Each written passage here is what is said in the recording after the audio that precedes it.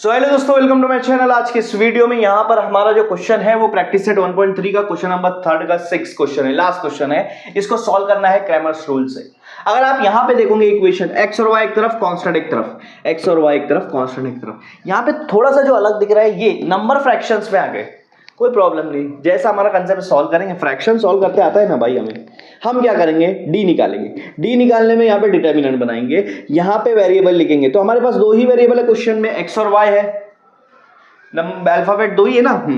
यहाँ पे x के साथ के नंबर लिखेंगे। देखो x के साथ यहाँ पे क्या है, 2 है। यहाँ पे कुछ नहीं रहता है तो यहाँ पे रहेगा 1, तो यहाँ 1 डाल देंगे, ठीक है। y के साथ क्या है, यहाँ पे 3 है, यहाँ 3 डाल दूंगा। लेकिन यहाँ पर अगर आप देखोगे y/2 है तो कुछ बच्चे लिखेंगे 2, नहीं। y/2 का मतलब होता है कि y को 1 से मल्टीप्लाई किया गया है। 1 मल्टीप्लाई y होगा, तो y को हटा दोगे तो क्या बच रहा है, 1/2। तो यहाँ आएगा 1/2 लेकिन माइनस की साइन के साथ। याद रखो ये हाफ लिखा है वहां पे। अब इसको सॉल्व करेंगे कैसे, ब्रैकेट माइनस ब्रैकेट, ये कंसेप्ट होता है। पहले ब्रैकेट फिर माइनस फिर ब्रैकेट। पहले ब्रैकेट में क्या आएगा, ये दोनों का मल्टीप्लाई, 2 को -1/2 से मल्टीप्लाई करो। दूसरे ब्रैकेट में ये दोनों का, 3 को 1 के साथ। बताओ ये 2 और ये 2 डिवाइड में कैंसिल हो जाएगा क्योंकि पीछे मल्टीप्लिकेशन साइन है। अगर यहाँ पे प्लस या माइनस की साइन होती तब कट नहीं करता मैं, तब इसको फिर क्रॉस मल्टीप्लिकेशन करता, लेकिन अभी कट हो जाएगा। यहाँ क्या बच रहा है, सिर्फ -1। यहाँ क्या बच रहा है, 3 1 जा 3। तो -1 और -3 दोनों की साइन सेम है। दोनों की साइन सेम है मतलब दोनों को प्लस करते हैं, 3 + 1 4। और बड़े नंबर की साइन, दोनों में बड़ा नंबर कौन सा है, 3 है, उसकी साइन क्या है, माइनस, तो माइनस लग जाएगा। इसका मतलब d की वैल्यू आपको निकल गई -4। d की वैल्यू क्या निकल गई, -4। कितना सिंपल सा कंसेप्ट था। इसको मैं रफ कर देता हूँ। इधर मैं दूसरा dx निकालूंगा।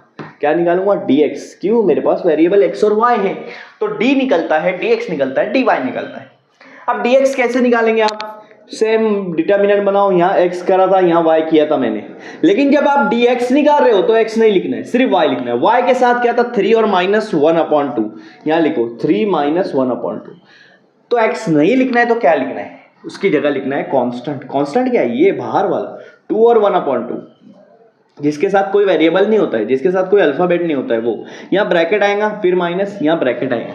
पहले ब्रैकेट में क्या आएगा, ये दोनों का मल्टीप्लाई, 2 को -1/2 से मल्टीप्लाई करूंगा। दूसरे ब्रैकेट में क्या आएगा, ये दोनों का मल्टीप्लाई, 3 को 1/2 से मल्टीप्लाई करूंगा। अब यहाँ पर अगर आप देखोगे तो इधर भी फ्रैक्शन इधर भी फ्रैक्शन है, तो ये 2 मत कट करो वरना तुम्हारा थोड़ा सा कैलकुलेशन हार्ड पड़ जाएगा। इसको डायरेक्ट सॉल्व करो। कैसे सॉल्व करेंगे, 2 के नीचे कुछ नहीं मतलब 1 है। मल्टीप्लिकेशन में ऊपर का ऊपर के साथ, नीचे का नीचे के साथ मल्टीप्लाई होता है। देखो 2 1 जा 2, लेकिन 2 प्लस में है, ये माइनस में। मल्टीप्लाई में साइन अलग मतलब आंसर भी माइनस। यहाँ पे 1 2 जा 2, फिर उसके बाद ये माइनस। यहाँ भी 3 के नीचे कुछ नहीं मतलब 1, 3 1 जा 3, 2 1 जा 2। देखो ऐसा है आंसर। अब क्या करोगे, दोनों का डिनोमिनेटर चेक करना है। डिनोमिनेटर सेम है, हाँ तो कॉमन ले लो यार। यहाँ ऊपर जो है वैसे का वैसा लिख दो। मुझे बताओ 2 और 3 की साइन सेम है या अलग अलग है, सेम है। जब भी साइन सेम होती है तो प्लस होता है। 3 और 2 को प्लस कर दो, 5 आएगा। बड़े नंबर का, दोनों में बड़ा नंबर कौन सा है, ये है, उसकी साइन माइनस। नीचे क्या है 2, तो आपका आंसर आ गया -5/2। ये किसका आंसर है, ये है dx का आंसर, -5/2। अब निकालना है dy, अब निकालना है dy। चलो निकालते हैं, चलो बच्चों निकालते हैं dy।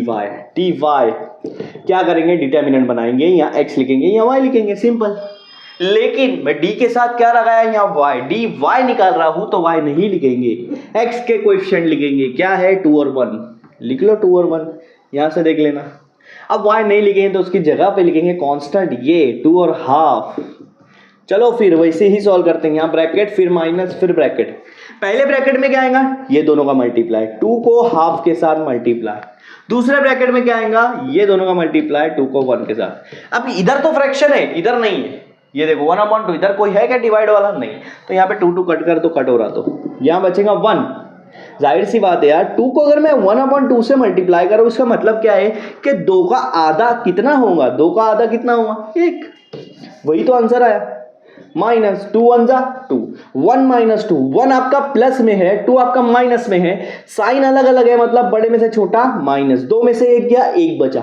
इन दोनों में बड़ा नंबर क्या है, ये है, उसकी साइन क्या है, माइनस, तो माइनस लगा दो ना मेरे भाई, dy निकल गया -1, dy निकल गया -1। तीनों निकालने के बाद फिर गेम स्टार्ट।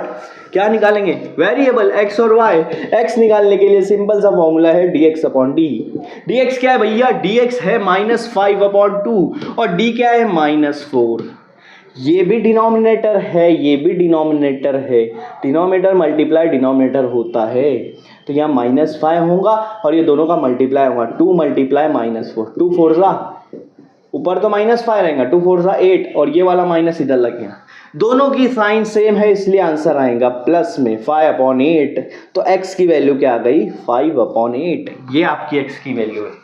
क्या आएंगी y की वैल्यू, क्या आएंगी y की value, dy upon D. dy क्या है, dy है आपका -1 और d आपका -4, माइनस माइनस कैंसल, आपका आंसर क्या आएगा 1/4। ये आ गया आपका dy, ये आ गया आपका ये आ गया आपका y 1/4 और ये आ गया आपका x 5/8। यहाँ पे ये क्वेश्चन सॉल्व होता है और क्रैमर्स रूल भी यहाँ पे कंप्लीट होता है।